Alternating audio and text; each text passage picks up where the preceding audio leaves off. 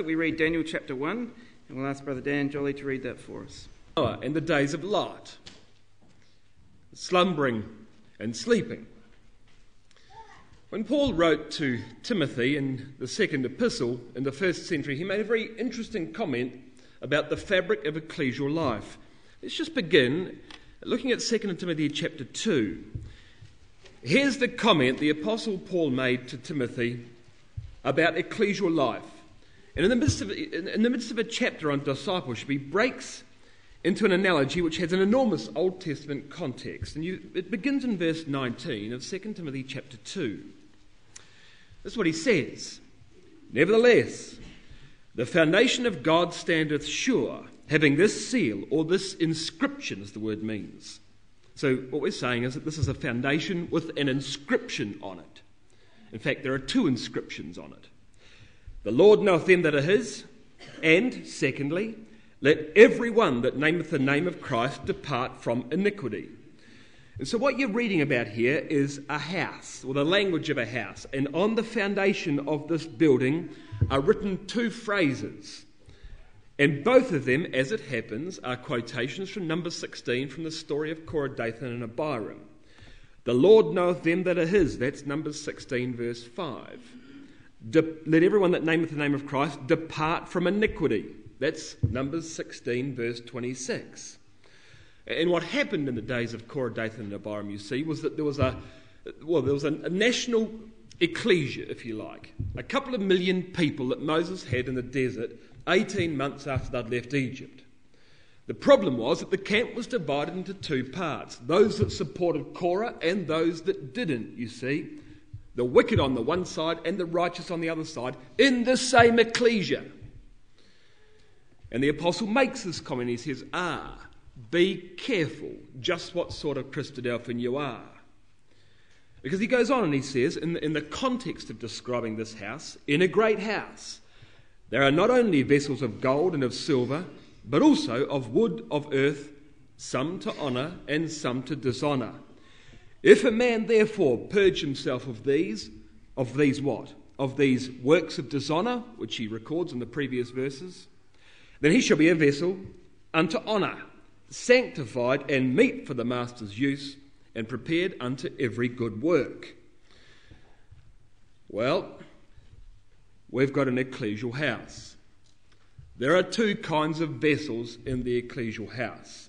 There are vessels of honour and there are vessels of dishonour. Let's not beat around the bush. Not every Christadelphian who is in the truth when Christ returns will be in the kingdom of God. It all depends what kind of vessel you are. It may be that you're in the house. That doesn't guarantee a place in the ultimate house. It's all about what kind of a vessel you are. Some vessels depart from iniquity and some vessels don't. Some vessels know the God they serve and some vessels don't. Now, I said that there's an enormous Old Testament context behind this, and I don't mean Korah, Dathan and Abiram, even though verse 19 quotes the incident. The context actually begins, or we're going to begin, in Daniel chapter 1. Because Daniel chapter 1, as you might remember, in the early verses talks all about the vessels of the house. Because when a portion of the nation of Israel went into captivity under Nebuchadnezzar in these early verses, so also did the vessels of the house of God. And this is how Daniel chapter 1 begins. Now, I'm not going to go all the way through Daniel chapter 1 this morning. I'm just going to look at this theme of the vessels which runs through Scripture. That means we're going to turn quite a few pages, but it's an extremely interesting theme. Here it begins in verse 1 of Daniel chapter 1. In the 3rd year of the reign of Jehoiakim, king of Judah, came Nebuchadnezzar, king of Babylon, unto Jerusalem and besieged it. So it's the year 606 BC. Jehoiakim's been on the throne for 3 years. He's destined to rule for another 8 because he ruled for 11 years. And as God had promised, judgment came upon Judah in the form of Nebuchadnezzar, king of Babylon. Nebuchadnezzar, of course, was the greatest king that the Babylonian Empire ever saw. He ruled that empire for 43 years, and he made it the greatest kingdom in the world, humanly speaking. Well, it tells us in verse 2 that the Lord gave Jehoiakim, king of Judah, into Nebuchadnezzar's hand with part of the vessels of the house of God, which he carried into the land of Shinar to the house of his God. And he brought the vessels into the treasure house of his God. So Yahweh gave, verse 2 says, he gave Jehoiakim to Nebuchadnezzar. Nebuchadnezzar didn't take Jehoiakim. Yahweh gave Jehoiakim to him. But it wasn't just, as you read, it wasn't just Jehoiakim that Yahweh gave to Nebuchadnezzar. He also gave him the vessels of the temple. And Nebuchadnezzar took those vessels into Shinar and put them in the house of his God. And the point is this: those vessels represent people. Vessels are objects of capacity, you see. They represent the servants of God with all their various capacities. And so you might read in Acts chapter 9 and verse 15 that the Apostle Paul was a chosen vessel unto me, says God, and he'll bear my name among the Gentiles. Or Romans 9 and verse 22, that Pharaoh was a vessel of wrath, fitted to destruction, because he was unworkable and God couldn't use him. So vessels represent people, you see. And notice this, verse 3. The king spake unto Ashpenaz, the master of his eunuchs, that he should bring certain of the children of Israel and the king's seed and the princes and bring them to Babylon. Now that's interesting because verse 2 told you that part of the vessels of the house of God were taken. Verse 3 tells you that certain of the children of Israel were taken. And those two statements are parallel statements. Part of the vessels were part of the children, you see, because vessels represent people. Don't forget it. The vessels represent people. The thing is, however, that these vessels in Daniel chapter 1 are precious. Nothing can be allowed to happen to these vessels. And for that reason, God has protected them. He's kept them safe. Where did he put them? Well, the end of verse 2 tells you that he put them, he got Nebuchadnezzar to take them to the land of Shinar and bring those vessels into the treasure house of his God. He put them in a vault. But God did more than that. He didn't just store the vessels in a safe place. He gave those vessels a protector. He gave them a minder. He gave them somebody who would look after them.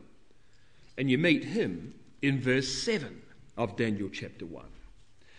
Unto whom the prince of the eunuchs gave names, for he gave unto Daniel the name of Belteshazzar. Now, what does Belteshazzar mean? Well, Belteshazzar means keeper of the hid treasures of Bel. And what do you suppose the hidden treasures of Bel were? Why? They were all the vessels of the temple, of course, which were now taken into the treasure house of his god Bel. That was what was in the treasure house, you see, and it was going to be Daniel's job to protect the integrity of those vessels. Not so much the vessels of the temple, but the people of God who'd been taken into captivity, you see. Nebuchadnezzar had no idea what he was doing. He was just a tool in the hand of God. And God's appropriated his treasure house to store the vessels of the temple of Jerusalem. He's appropriated his empire to store the people of the city of Jerusalem, you see, because the vessels represent the people. And God's given a custodian to the nation to look after the integrity of the human vessels that he's taken into captivity. Now let's understand something about these vessels. You come back with me to Isaiah 39. Because there's a reason, you see, that all of these things went into captivity, both the vessels and the people. There was a great reason they went into captivity. Isaiah 39 is one of the historical chapters in the life of Hezekiah. He was a wonderful king, of course, but he made a very tragic mistake. Remember, in Isaiah 39, he showed off, didn't he? He showed off. And that was a great problem. Isaiah 39, verse 1. At that time, which time? At the time that Hezekiah had recovered from his sickness. At that time, and destroyed, at the end of 38, destroyed the Assyrian commanders. At that time, Merodach-Baladan, the son of Baladan, king of Babylon, sent letters and a present to Hezekiah, for he had heard that he'd been sick and was recovered. And Hezekiah was glad of them, these diplomats from Babylon. And he showed them the house of his precious things, the silver, the gold, the spices, and the precious ointment, and all the house of his armour, and all that was found in his treasures. In fact, there was nothing in his house, nor in all his dominion, that Hezekiah showed them not. So here come messengers from Babylon. Understand that Babylon is really the second city of the Assyrian Empire. Babylon's not in control of its empire in Isaiah 39. The Assyrian Empire is still the dominant empire of the world. But Babylon always agitated. And Merodach-Baladan was a freedom fighter. He was a local appointed lord over the city of Babylon, but he was in subjection to the Assyrian Empire, and he hated it. And he always agitated against Assyria. So he was in and out of prison, but the Assyrians could never afford to kill him because he was far too powerful. The people thought a lot of him. Well, Merodach-Baladan sends messengers to Hezekiah. Why? Because they've got a common enemy in Assyria. And by the way, Merodach-Baladan would really like to know what Jewish superweapon had been unleashed that wiped out the Assyrian army. And so down come these diplomats from Babylon to have a conference with Hezekiah. Well, Hezekiah, it appears, accepts the credit for the destruction of the Babylonians. He never really says that it was God's doing, and all he did was made it a matter of prayer and stood on the wall and watched what happened. He doesn't appear to tell the Babylonians that. And so he shows off and he shows them everything about his kingdom.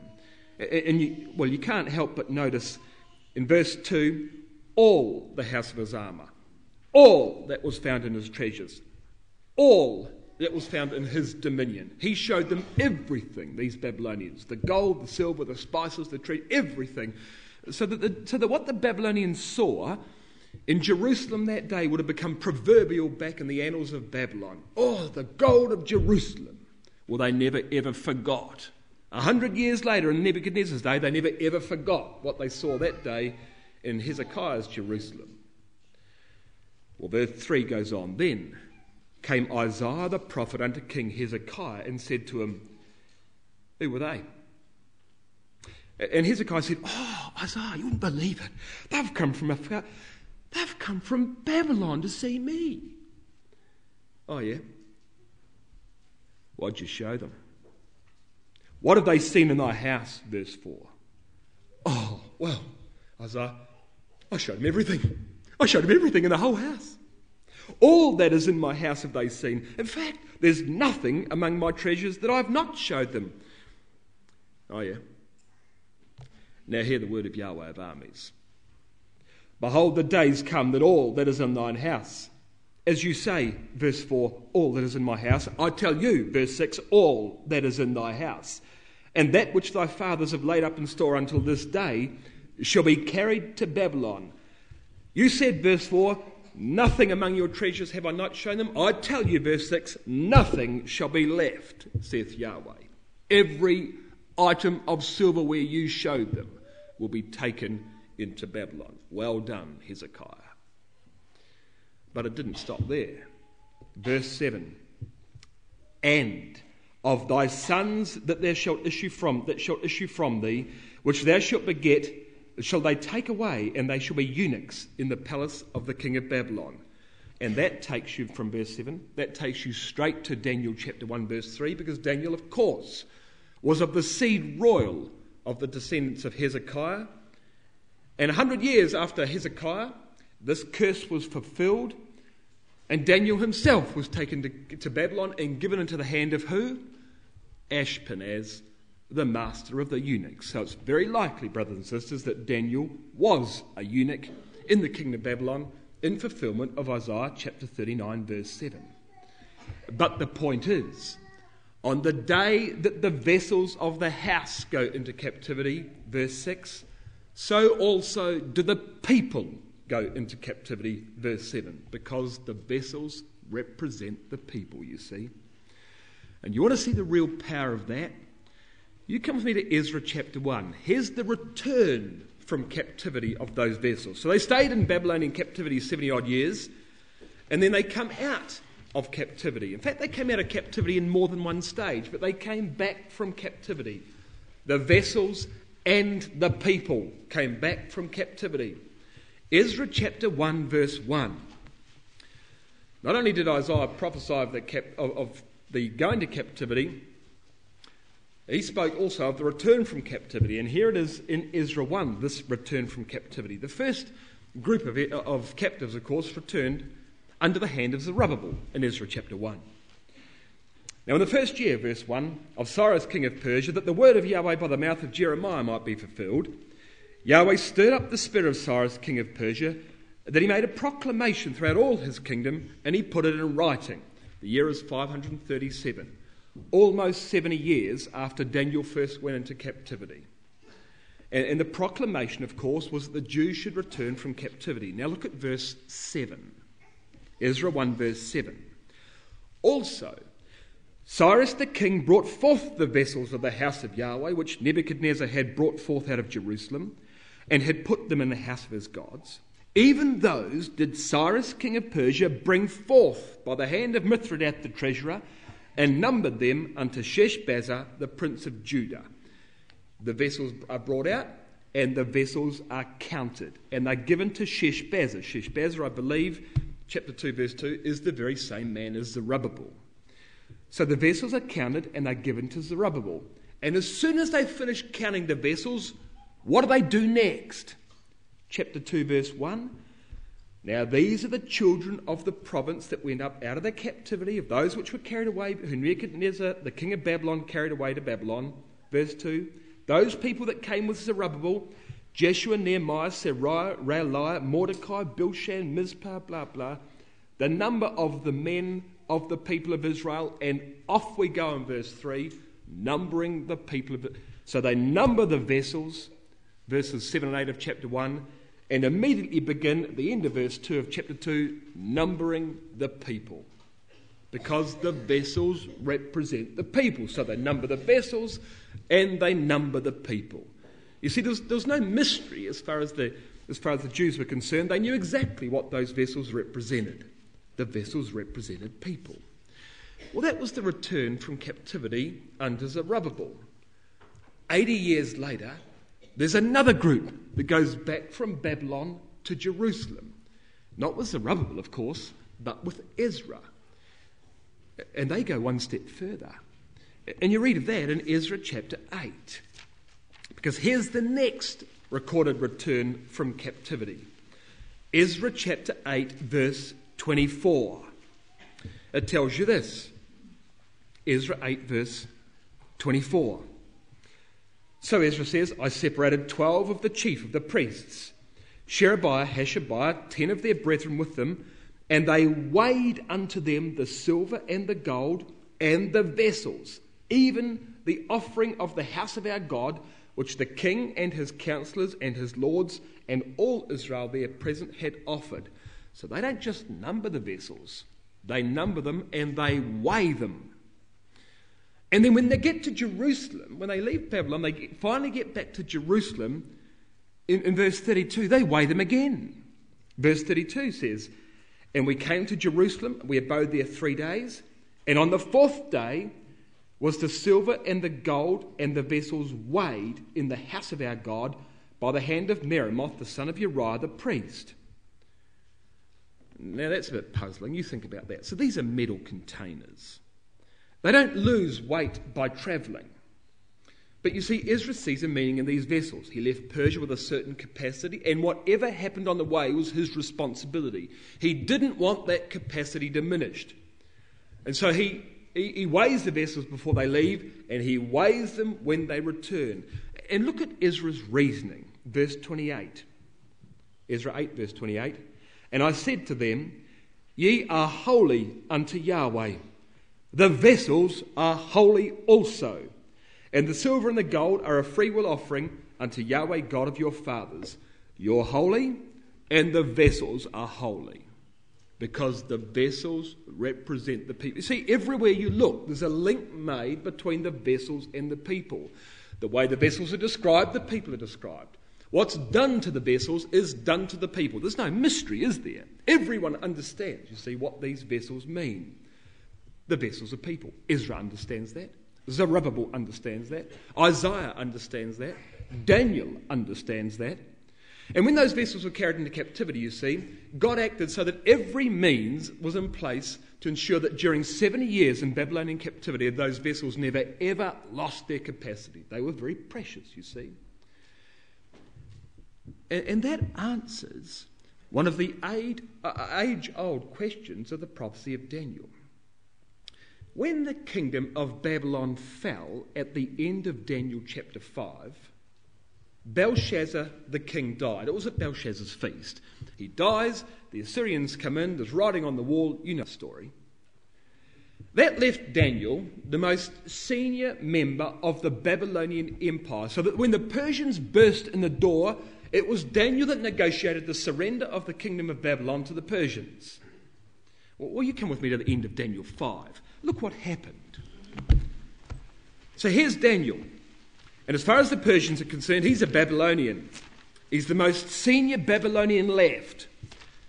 And he's talking terms of surrender on behalf of the Babylonian Empire to Cyrus the Great and Darius the Mede, his father-in-law, as they walk in the door to take over the kingdom. It's Daniel that's there. And in verse 30 of Daniel chapter 5 it says, "In that night was Belshazzar the king of the Chaldeans slain, and Darius the Median took the kingdom, being about 62 years old." So there's the fall of Babylon. Verse 1, chapter 6. "And it pleased Darius to set over the kingdom 120 princes, which should be over the whole kingdom. And over these 3 presidents, of whom Daniel was first, that the princes might give accounts to them, and that the king should have no damage." Now that's unprecedented, isn't it? The man who was second in charge of the Babylonian Empire is elevated to the rank of president in the succeeding empire. And not just president. Look at verse 3.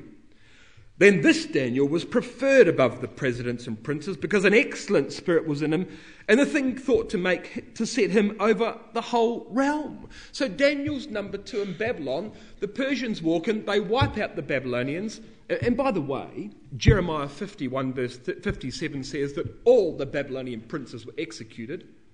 Daniel keeps his life, and the Persians want to make him number 2 in their empire as well.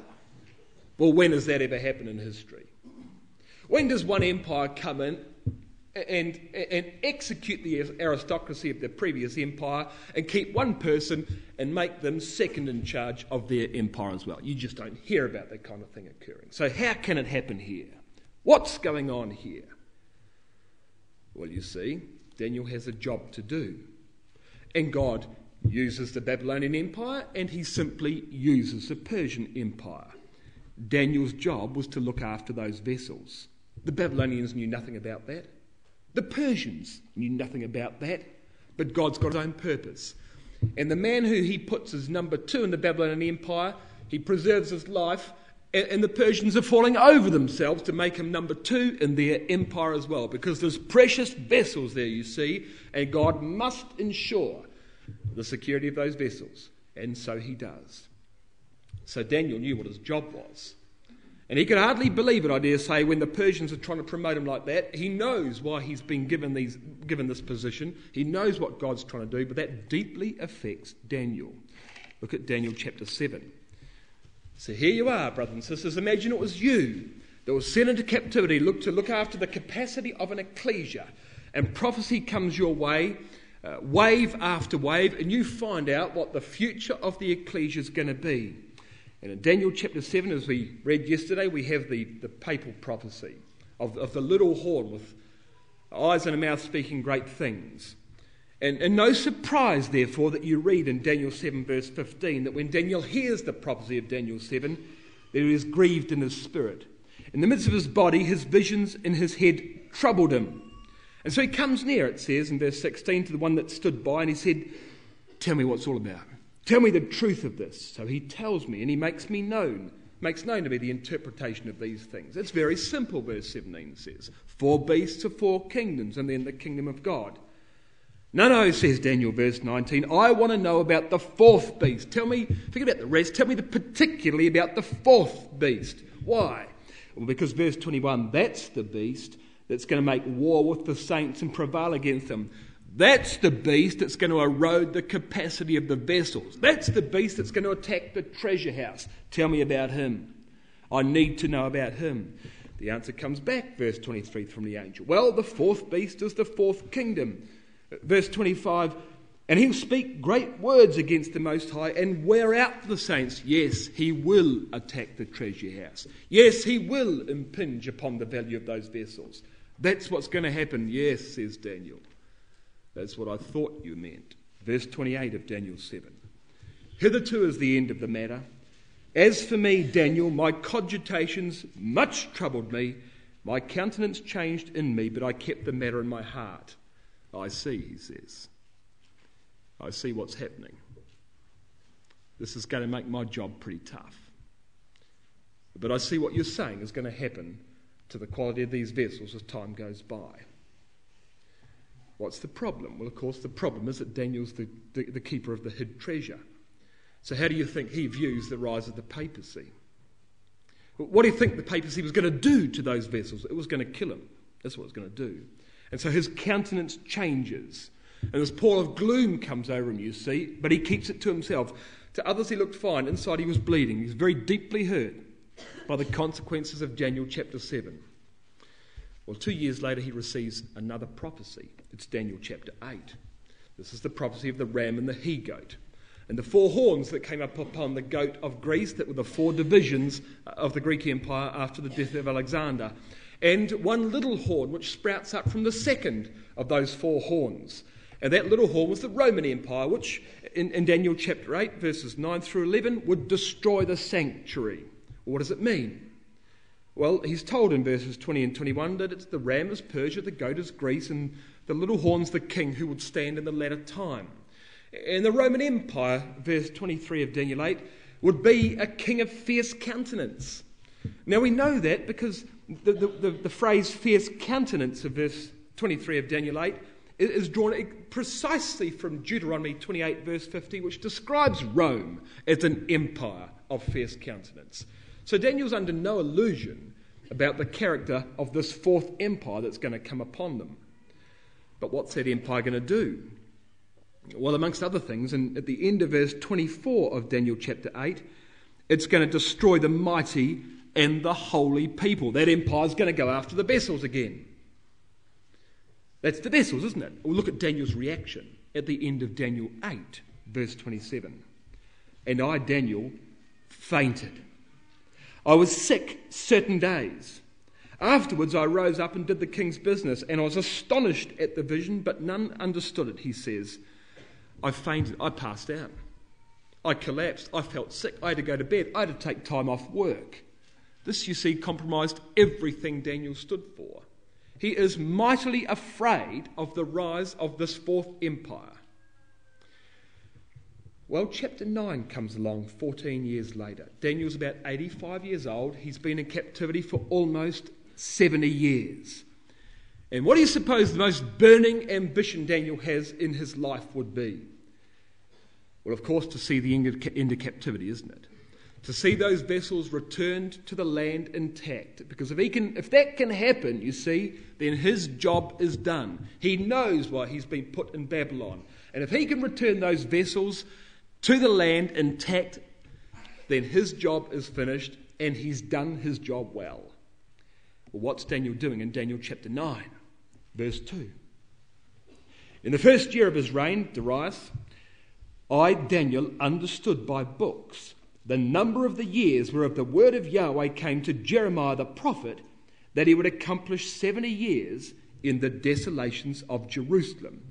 He knows from the prophecy of Jeremiah chapter 29 that the captivity will only last 70 years. He knows from Daniel 2 and from Daniel chapter 8 that Persia would replace Babylon. He knows from Jeremiah chapter 51 that the Medes would be with the Persians. He knows from Isaiah chapter 44 that Cyrus the Persian would send the people back. And of course, by this stage, he knows Cyrus the Persian personally. But he's very conscious that the vessels under his charge haven't been altogether unaffected by 70 years in Babylon. There's been a change, you see, in the quality of those vessels. Verse 4, Daniel 9 verse 4.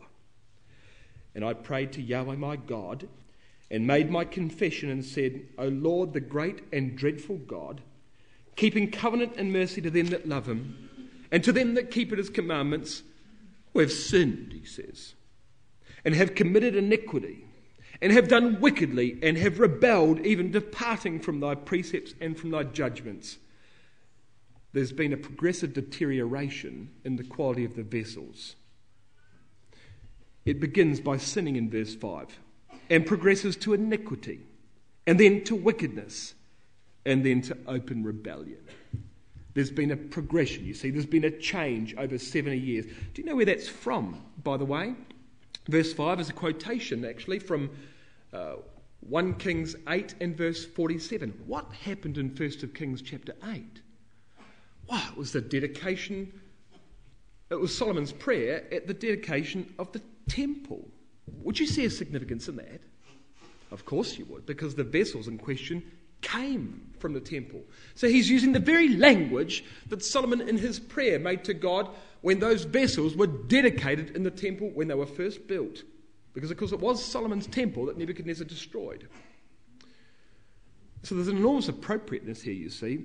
But this is no self-righteous prayer that Daniel makes here. Look at verse 20.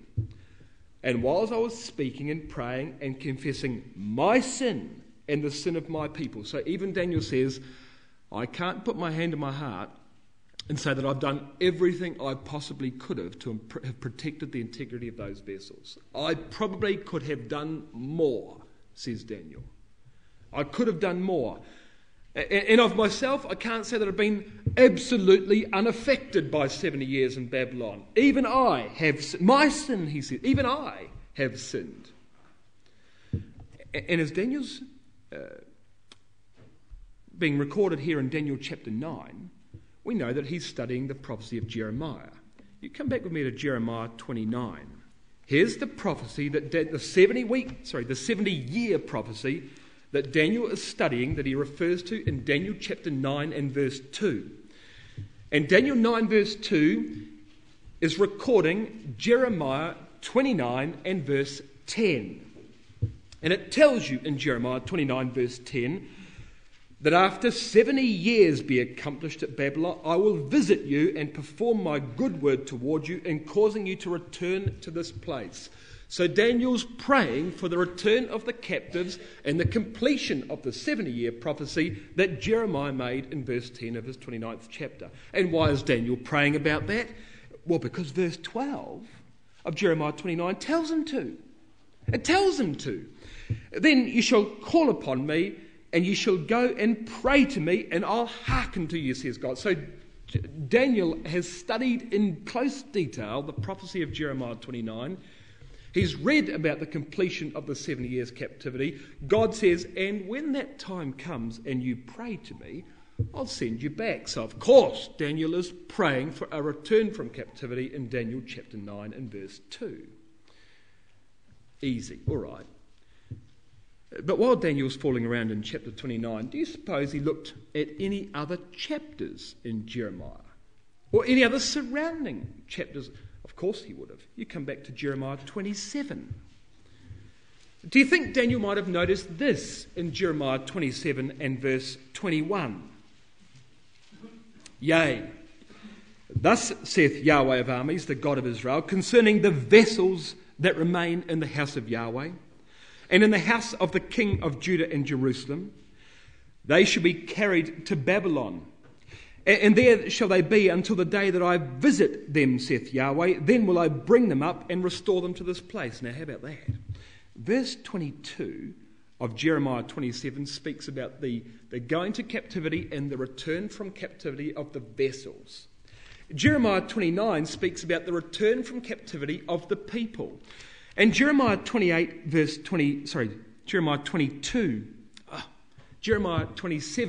22 is directly parallel to Jeremiah 29 verse 10. You just flick the page back and forth and you'll see that, well, God will visit them in Jeremiah 27 and in Jeremiah 29. He'll restore them to this place at the end of Jeremiah 27. And he'll cause them to return to this place in Jeremiah 29 verse 10. What's the point? The point is whatever happens to the vessels, happens to the people. Whatever happens to the people happens to the vessels, because the vessels represent the people. And let me tell you this, it wasn't only the faithful that understood that. There were various false prophets, alive in the times of Jeremiah that said, no, it'll never happen. We'll never ever go to Babylonian captivity. Jeremiah, you tell lies. And in Jeremiah 28, you read the prophecy of Hananiah. And in verse 2 of Jeremiah 28, it says this: Thus speaketh, so this is a false prophet, thus speaketh the Yahweh of armies, the God of Israel, saying, I've broken the yoke of the king of Babylon. Within 2 full years will I bring again to this place all the vessels of Yahweh's house that Nebuchadnezzar took away. Verse 4, and I'll bring again to this place Jeconiah the son of Jehoiakim, king of Judah, with all the captives of Judah. Even the false prophets understood that the vessels represented the people, so that when the vessels return in verse 3, so will the people in verse 4. And this false prophet says, it'll all happen inside of 2 years. Well, not true. It was going to take 70 years. But the point is, even the false prophets had linked the vessels with the people. It's absolutely unambiguous, you see. Absolutely unambiguous. But amongst all of this, there was one event that testified to the value of those vessels above anything else. 3 years prior to Daniel chapter 9, the Babylonian Empire had fallen, and it fell at the feast of Belshazzar in Daniel chapter 5.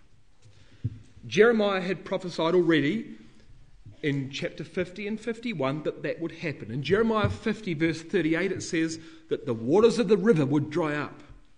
In Jeremiah 51 and verse 57, the captains, the rulers, the princes, they'd all be drunk at a feast, says Jeremiah, which would result in their deaths. So even prior to Belshazzar's feast, Jeremiah had choreographed the whole event. He said, we're going to dry up the river, they'll come under the gates, they'll open the 2-leaf doors, as Isaiah was to say, the princes will all be drunk, they'll be executed on the spot at their table.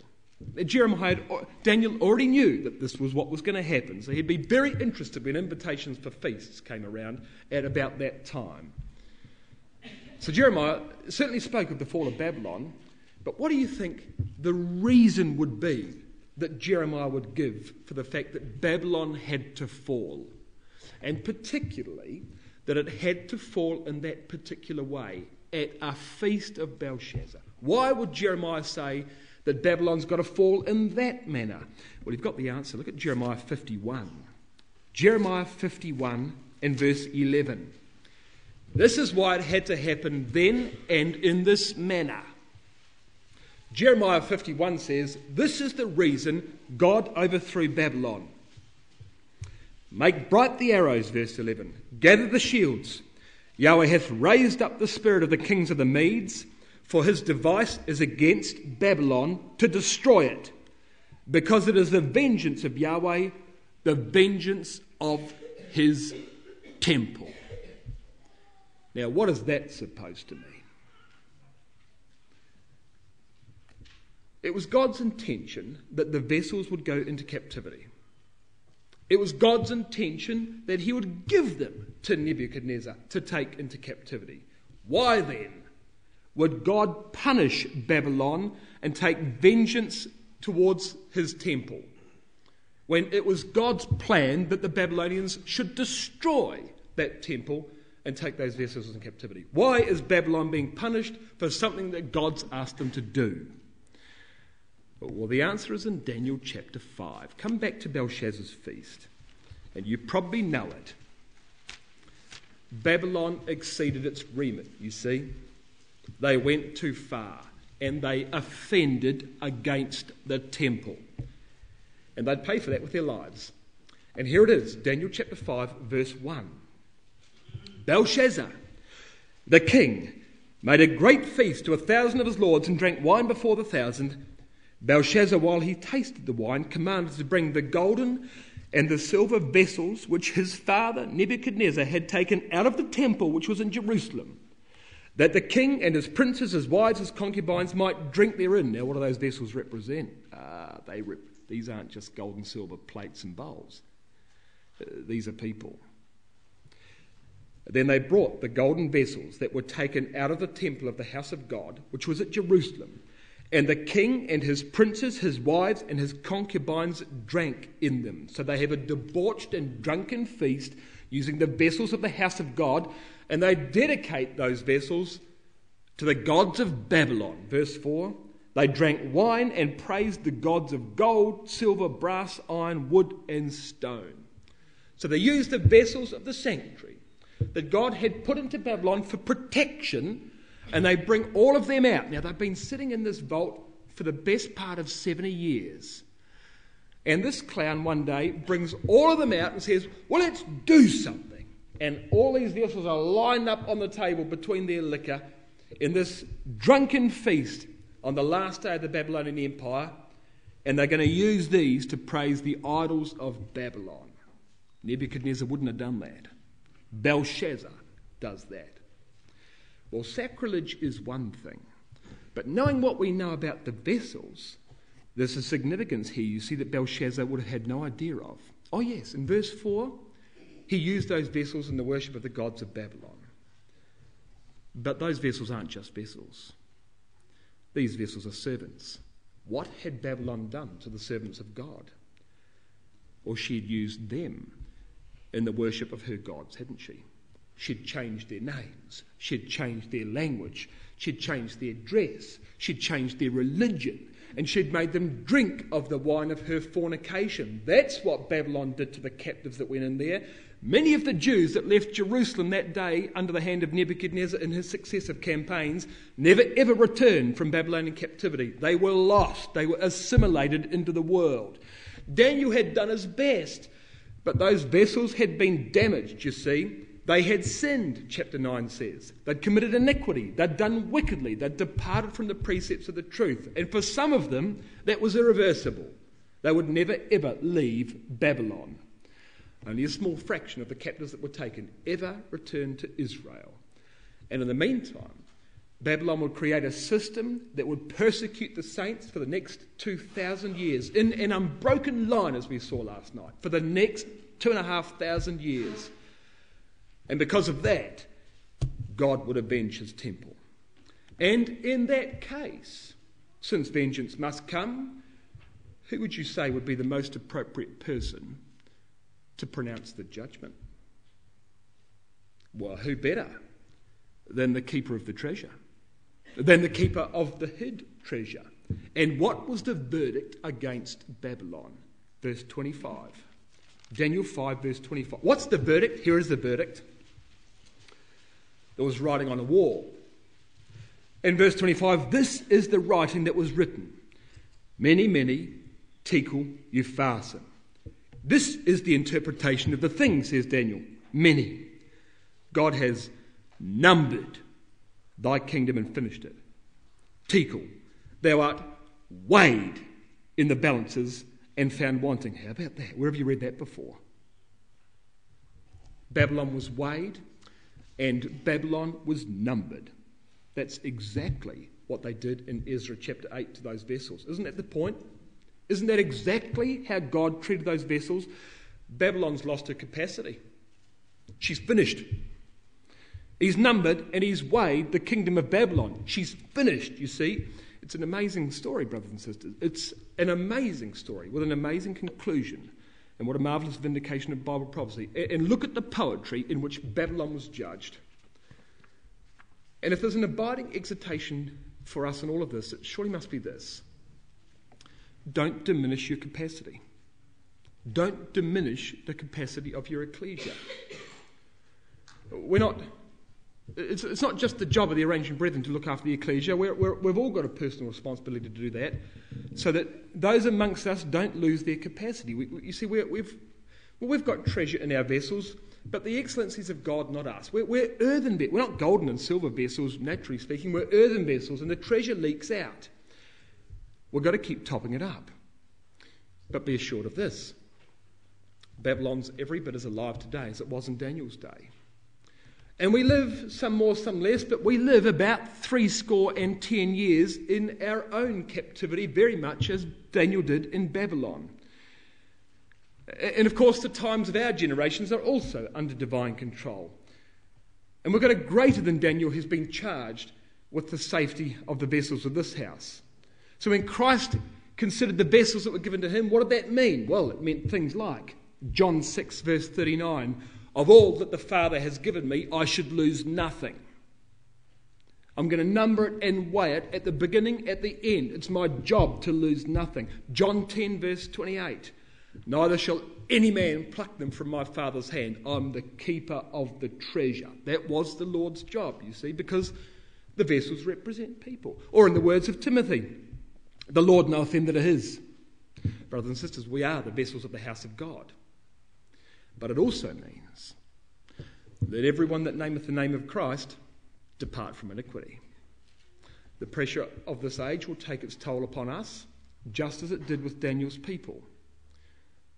Never forget this.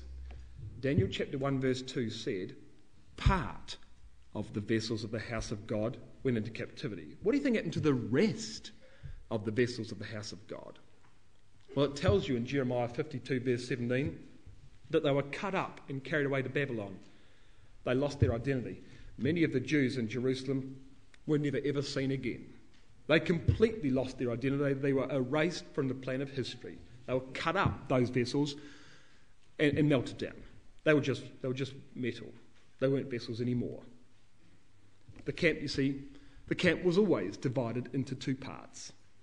And so this morning we come to remember the man who's the greater than Daniel. The man who has us in his hand. And when he came at his first advent, what did they think of him? Well, they weighed for him 30 pieces of silver. They numbered him with the transgressors. They didn't believe he had any capacity that they could use. But for us, he's never ever lost his capacity. He didn't just pray for the sins of his people, he died for the sins of his people. He wasn't just preferred above the presidents, he was highly exalted, wasn't he? So that all principality, he's not just second in charge of an empire, he's second in charge of the world. All principalities and powers are now made subject unto him. He wasn't just a vessel in the house, he built the house. And as we break bread and drink wine this morning, let's remember him.